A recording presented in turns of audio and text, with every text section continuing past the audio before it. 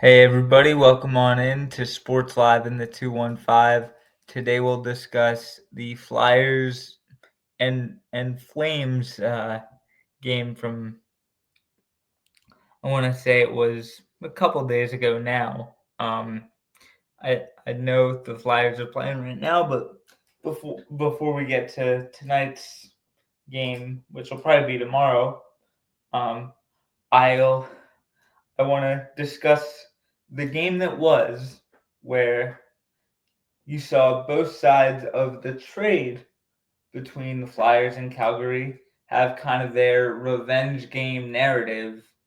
And yeah, Morgan Frost and Morgan Frost had a multi-point night. He was really good, and he was just kind of all over the ice. He had a little extra kind of jump in his step, and maybe Joel Farabee did too.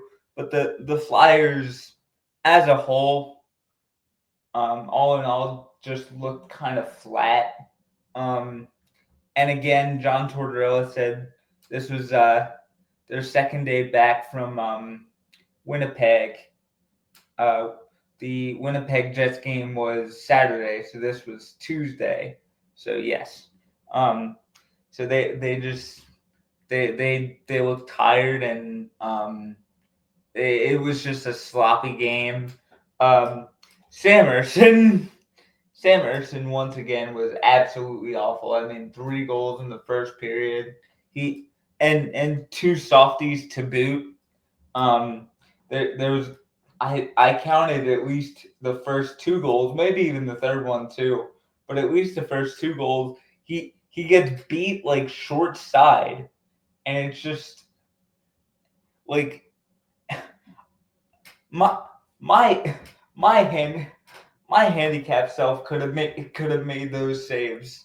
And so sometimes, like, when he has a good game, like every once in a blue moon, it's like, oh my god, Sam Ersson was great tonight. So blind squirrel does find a nut. But I'm not saying that just because I don't really love Sam Erson's game. He just doesn't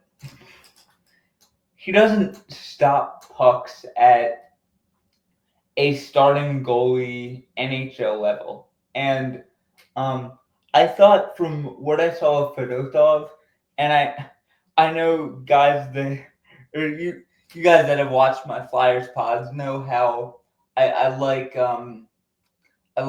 Fedotov and Kolosov maybe a lot more than I do Sam Ersson. But Fedotov had a rough day at the office. I know he's in the AHL right now, or in juniors, or I think he's in the AHL with Lehigh Valley. Um, but yeah, you guys know how I feel about Sam Ersson, and that I like Fedotov and um, Kolosov more than him. But he's just bad. Oh my god! Like, it. He lets in so many soft goals, and I just I really, like, I want to root for the guy as long as he wears the old orange and black. But he's just bad at his job. Um, but anyway, like, the um the first period was crazy. It ended with a score of like 3-2, I want to say, or 4-2. My fault.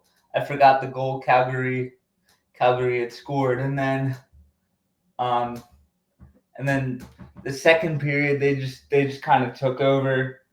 And then I'm gonna be honest, I didn't watch really the third period that intently. I was working on a project for one of my classes, so, like, I had it on in the background, but excuse me, I did see that Matvey Michkov got his 20th marker of the season, got his 20th goal of the year. So congrats to him. First career 20-goal season, obviously, for the rookie.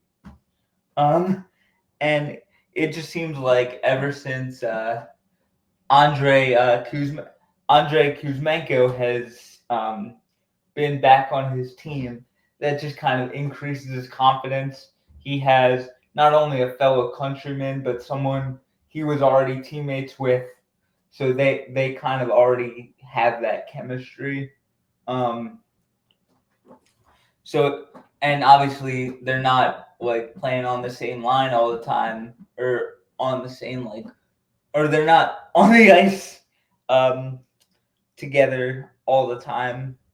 But when they are, you can just see that maybe Matt Vey has a bit more of a jump in his step, because not only does he have basically his vet with him on the power play, like their teammates, and Andre can kind of help Matt Vey navigate navigate being in the NHL as a Russian player, and everything that comes along with it, including like learning the language and things like that. I know Matt Vey has an interpreter, and I'm sure he's progressing quite well in terms of learning the language.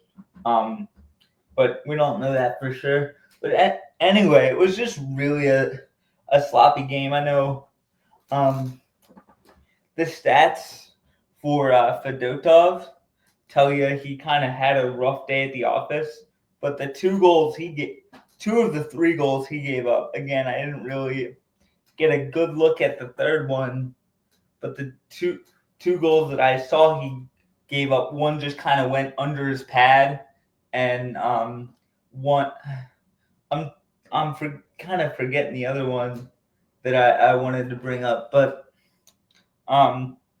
yeah, I don't think there was really anything he could have done. Like they were really difficult saves, and I just don't think I don't think we should be too hard on him. Yes, he's 28, but he's also a rookie. Or I at least believe he is. If not, like always, correct me in the comments. But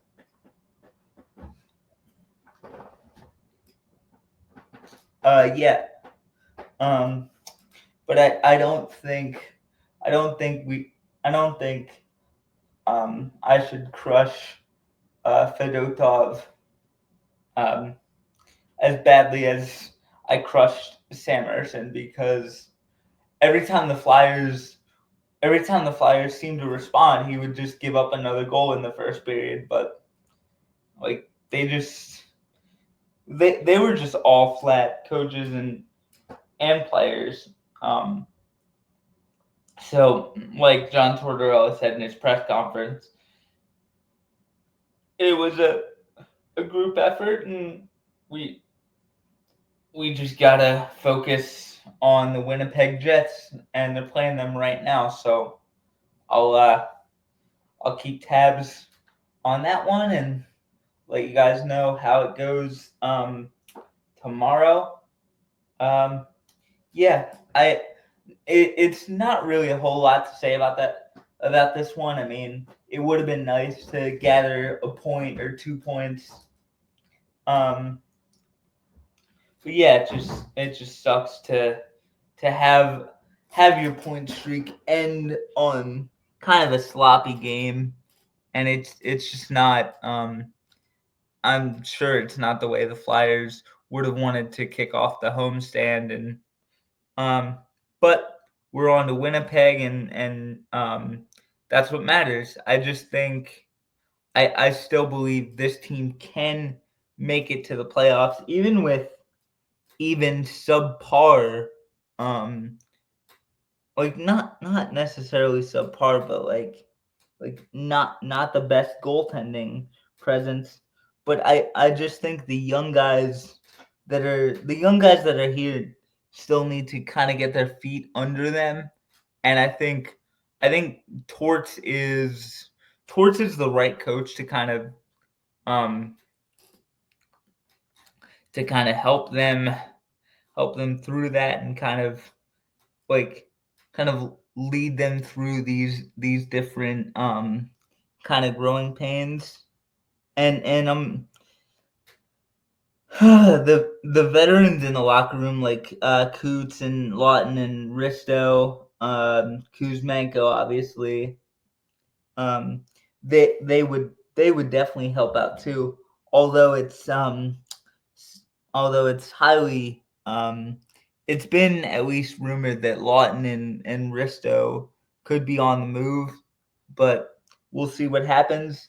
The trade deadline, I do believe, is tomorrow for the NHL, and yeah, I will confirm that probably after this is over, because actually, you know what? I'm gonna confirm it right now. I'll be back in a sec. And the trade deadline is tomorrow at 3 p.m. So we won't know for too much. Like, we won't have to wait for too much longer to see if Lots and Risto are on the move, but we'll see how that all shakes out. I would, whatever happens, if they do go somewhere, obviously you wish them the best, and it sucks to lose two veteran presence in your locker room, but like, I mean, they both kind of want to go to a contender, and they both played well enough to go to a contender. So um, time will tell how that shakes out. But yeah, so tomorrow at 3 p.m. is the NHL trade deadline. I think Ristolainen's had a fantastic season this year. He's been really good. Just he's been really occupying his D zone really well, and not not jumping up into the rush too often, um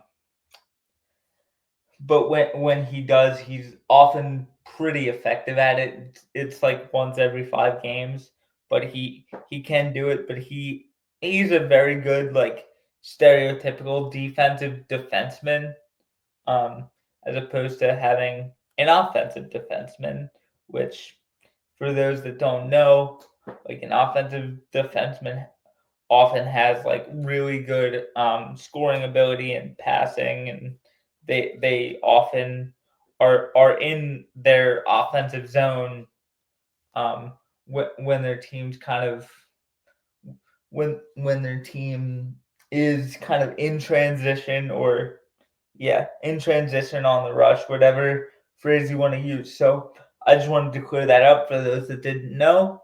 But yeah, we'll see what happens for tomorrow at 3 p.m. But yeah, I think I think the Flyers will bounce back from what was a very, very sloppy game on Tuesday, and they'll be better for it. We're actually, like I mentioned, we're playing this same Winnipeg team that we beat 2-1 in a shootout on Saturday. So